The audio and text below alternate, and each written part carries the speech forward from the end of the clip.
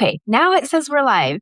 So, hi, I'm Dr. Deborah Vanal. I'm a mental health therapist and author of two books on mental health and self care, gaslighting and trauma recovery workbook. And I'm here today with Canadian returnee, one of the Substack authors that I enjoy following here on Substack. And he's generously going to be sharing his story about immigration from Canada to the United States to Hong Kong and repatriation back into Canada, and how those processes of immigration and repatriation impact in his experience, impact mental health.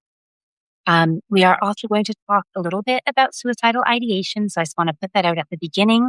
For anybody who feels like that content might be too heavy for them right now, I don't want you to be caught unawares. And my friend Canadian returnee is going to stay with his camera off today for his anonymity. But I really appreciate you being here today with us on audio. No, thanks a lot, Dr. Vanel. As she mentioned, I'm Canadian returnee. I am a writer on Substack or a content creator. I mostly talk about issues in Canada. On occasion, I will post articles about the American experience and relevant Yeah, updates on notes. Yeah, thank you. you have a great perspective from both sides, and I think that adds a lot of value. Kind of a stepping outside of a situation and being able to explore it, but with the in-depth knowledge of it then both sides. No, I'm glad it's helpful. I think there are people, there are readers who want to know what life is like in Canada, and there are others who want to know about some nuances like living in the States. So I'm glad some of those updates are helpful. And there's things I learn I also share on the notes, like Canadian history, figures like Black History Month. I've been sharing some individuals and sourcing them from other pages that are well versed in those areas. Yeah. And for context, I'm also a Canadian native born and raised and came to the United States in adulthood.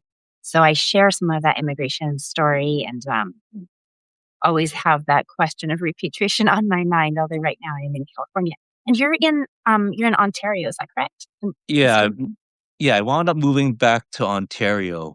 Originally, when I was young, the family immigrated from Hong Kong to Quebec province in the mid '80s. I got naturalized, and then through some personal situation, I wound up having to move to the States to live there and rebuild a life there. And then after there, I eventually got naturalized and worked in the U.S. for a few years. Then moved to Hong Kong for several years, close to a decade, where I built a life, a family, and then when things changed in Hong Kong, I wound up moving back to Canada, and we've been rebuilding ever since. So much transition. Yes. So could you share with us a little bit from your many experiences, international news, what impact that has had on your mental? I think in terms of mental health, in my case, it's just a lack of a solid identity. As far as I'm concerned, knowing what I know now, I am Canadian. In fact, in appearance and in living and lifestyle.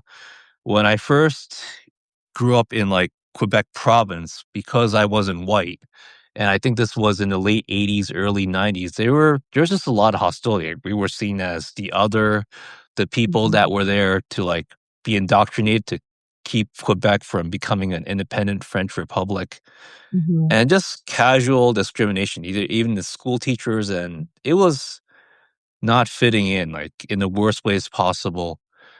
And then moving to the States, it was different. There was a little bit more diverse, but the people there, especially the Asians, they really work hard to try to fit in as model minorities. So they don't really are functionally bilingual, and they try to study hard, overachieve, and just be almost like a people pleasing community. You're seeing that less of the case now in the States, and even less so in Canada, where you can be a certain origin, but you don't have to. You can be what you want to be, as long as you have the means and the circumstances to do so. So that really affected my identity, and I feel pressure to always overachieve and fit in and follow everyone else, even if I didn't want to.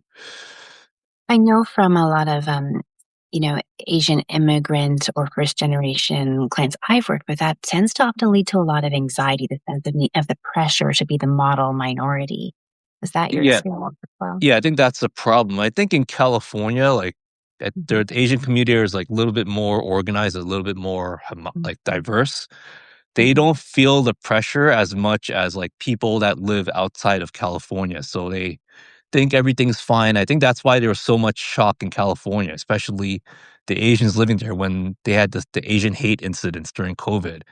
It was something like the rest of America, like, knew about or was a like, knew how to defend themselves at the very worst, and then it was just, like, a huge shock for, like, the community in California, because apparently none of these things were happening or it wasn't a big deal or it was mhm, manageable.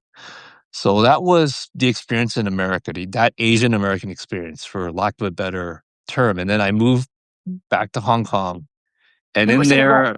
state Yeah, were you in the US? Because I do think like what you're pointing out that the United States is so large that it's not a homogenous culture, and so that is relevant too. it depends on, like, the where I lived in the East Coast, so I immigrated to US when I think I was, like, 8 or 9, and then I moved to Hong Kong when I was, like, in my late 20s. Mhm, Yeah, and then in Hong Kong, like, I wasn't considered local, like, I felt like an outsider because I lived in the US and Canada for too long. mhm, And I think they kind of pick up if you're a local or even like a kid that grew up in like the international school system, which I wasn't because I mhm, didn't have I didn't have that net worth to like flaunt. So it was just trying to figure out who I was hanging out with. Just I work mostly with the foreign like colleagues. I met my wife who happened to be open minded and we just built a life there in spite of mhm. those like challenges and reconnecting. Yeah, I think that's really one of the hardest things about being an immigrant and immigration is that sense of never fully belonging. You know, there's a lot of people are very coming from a very good place. They're saying things like, "Well, we're all immigrants right now," as there's such an attack on, especially Latino immigrants or really any immigrant of color in the United States right now. But it really it isn't so much solidarity as erasure because it takes away the reality that to be an immigrant isn't about history, but it's about that lived experience of never fully belonging or never fully feeling that you don't have the same shared history as everybody around you that connects you with everybody. And there's an extra hill to climb to fit in. No, that's true. And I think it reached a point where I'm just not going to try to fit in. I'll just be myself and Mhm, have my sense of self respect because I think we all know, like, based on what's happening now or from past experiences, like, no matter how hard you try, you'll never fit in. There's mhm, been some model minority Asians that I've met who've like worked really hard to fit in, like in terms of being inoffensive, in terms mhm, of overachieving at work or in school. And then at the end of the day, they still talk about, oh, my skin complexion, oh, my appearance makes me feel insecure when I'm dealing with diverse or like non-Asians. And then mhm, I just look at them like you've compromised yourself to a point to like please others and fit in, yet you're still lacking self-respect and you don't assert yourself. How are you going to like how do you even like live with yourself or like how do you even exist? It's just it's and you're expressing all these issues you're just putting yourself into like I guess like a almost a negative feedback loop. mhm, And I dealt with too many of those kinds of people that lack self-respect. They try to fit in on one hand, but they're so insecure and they're causing problems for others that don't follow their approach in like in what they believe to like advance or like get closer to like the community. mhm. Yeah, Yeah. it's yeah. Go ahead. I was just gonna say like that internalized racism or colorism, antisemitism, where Yes. we're still trying to live up, or people are still trying to live up to really ridiculous ideals of what it means to belong. Yeah, and that on the other extreme, there are others who like realize that they have self-respect. It means being functionally bilingual, having some general knowledge of their culture. In the States, you're seeing this with like large sections of the Hispanic or Latinx community. They're functionally bilingual. They know the basic culture. In Canada, I can speak at least for the Asian community here. It's like it's mostly bilingual. They know Mandarin or Cantonese. They follow the Mhm, basic customs. They can speak English like any other like native Canadian, and they also speak Cantonese in a way that like can talk with their relatives or get things done in terms of professional or personal needs. So I think that's probably the better approach is to have that be able to like be able to like integrate, but at the same time have your sense of self and identity. And then you have others you can lean on as like part of the community to like look out for you instead of just like stepping over each other to become the minority for short-term gains. Yeah. Yeah, I think that's that basic ideology, I think, is the one thing that really divides us all, is the idea that either the world is hierarchical or it's horizontal, in that where there's equality and then we can support one another. But when this idea of the hierarchical, but then we get into this idea of having to climb on others to elevate ourselves, to compete with one another in order to achieve that. Yeah, it's that zero-sum mindset. Like I wrote about it in an article like week earlier. It's just very counterproductive, just in as a society and as individuals. Sorry.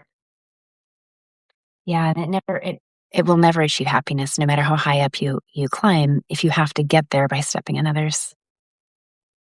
Exactly. I think there's So, without having to go into any detail that isn't comfortable to you or anything that's graphic, tell us a little bit about what brought you down the road toward suicidal ideation and even a hospitalization for that. Yes. I think there's feedback or echo. Oh dear. You sound okay to me. Hopefully that it doesn't sound echoey to anybody listening. Okay, so it's probably just my phone. Okay, so trigger warnings. So what led to the actual suicide attempt beyond ideation? I think it's just a stress of living in Canada with virtually no support system. I was working in a contract job that didn't get extended, and a bit of toxic positivity from the social circle at the time. Which really takes away the genuineness of Yeah. what you might have had. Yes. And then the immediate step by called 988, the suicide hotline. Instead of talking me down or talking me out of whatever I was thinking about, they kept asking me what I was going to do next repeatedly.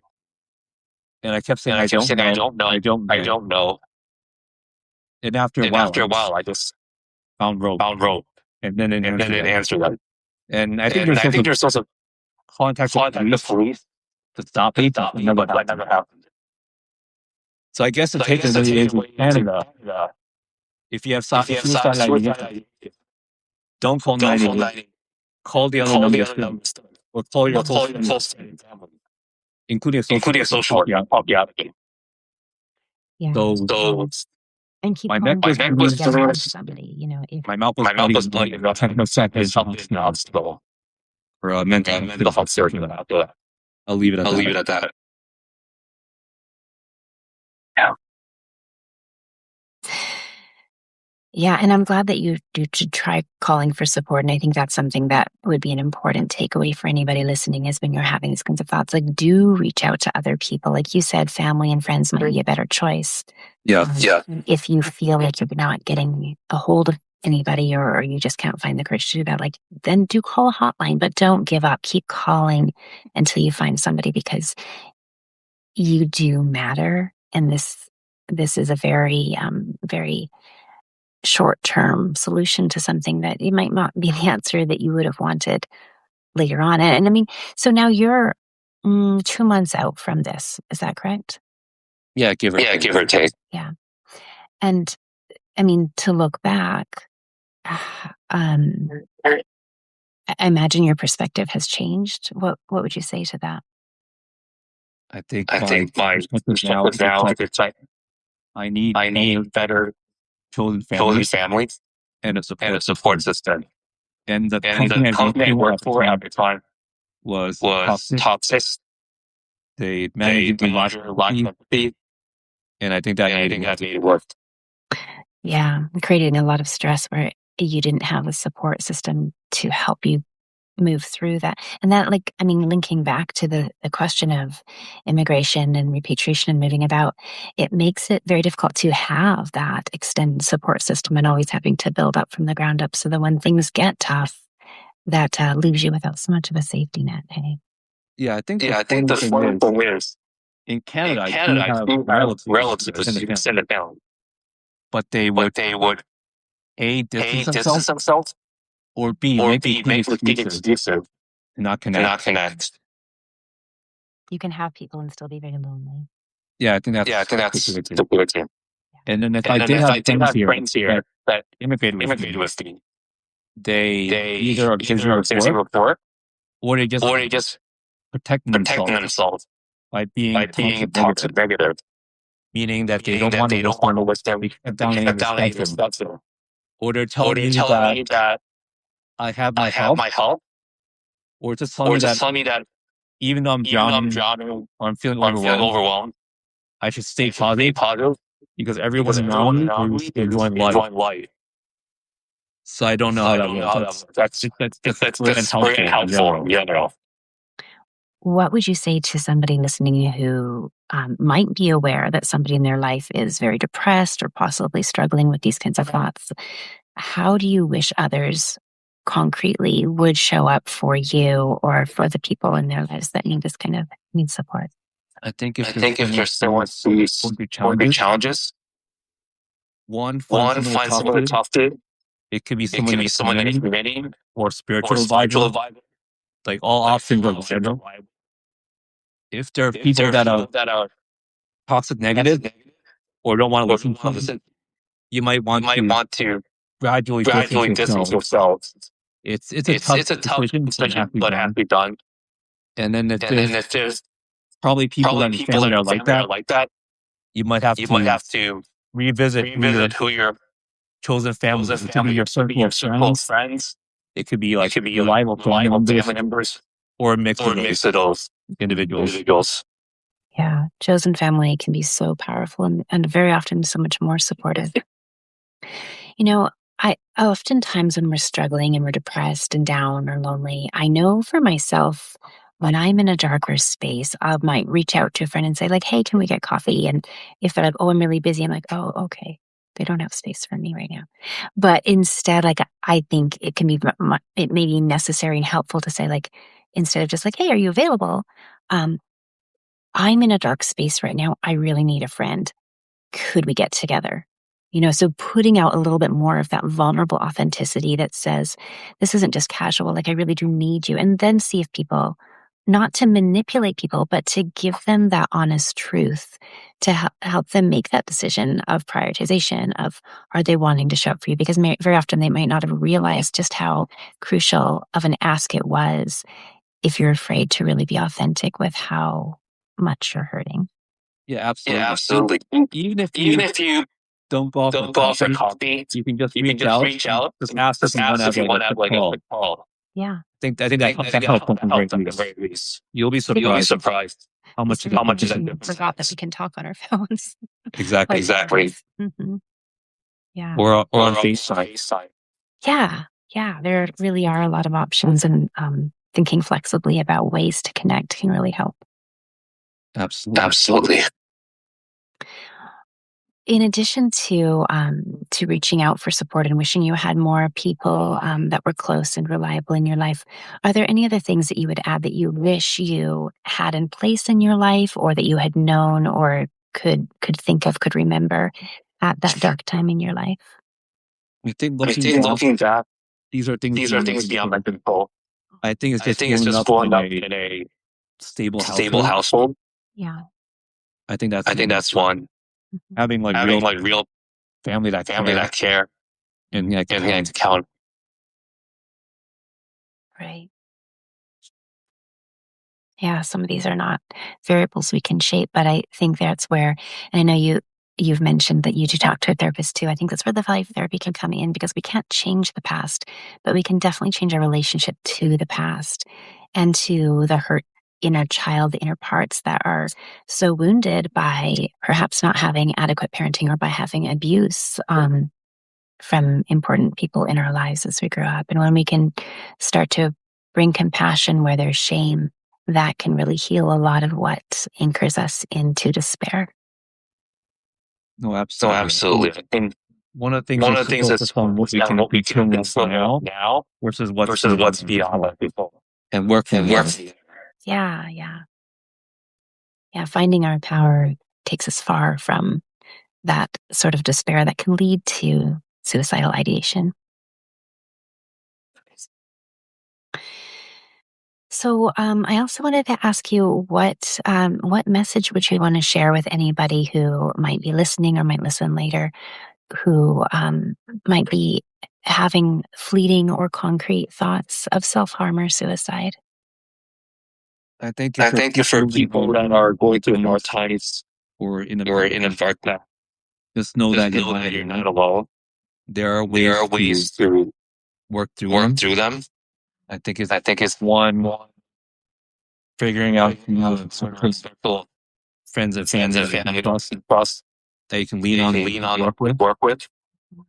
The other The part other is part is finding something finding something productive productive that will that will keep you be focused focused and towards a goal. towards a goal. Mm. And And lastly, it's lastly, it's connecting with connecting with spiritual spiritual advisors advisors or mental or health mental health professionals professionals if you have the if you means to have the do means so. to do so. Or both. Yeah, or Yeah, both, or both, of course. of course. Excellent. Thank you so much for that. And so, yeah, just shifting back into the present and future oriented thought. Um, Before we wrap up, tell me just a little bit more about your Substack and the purpose you're finding there and what you are trying to put into the world and what you're trying to achieve with your writing. Yeah, to sum up, my My Substack Substack is is writing writing about about Canadian and Canadian U.S. and U.S.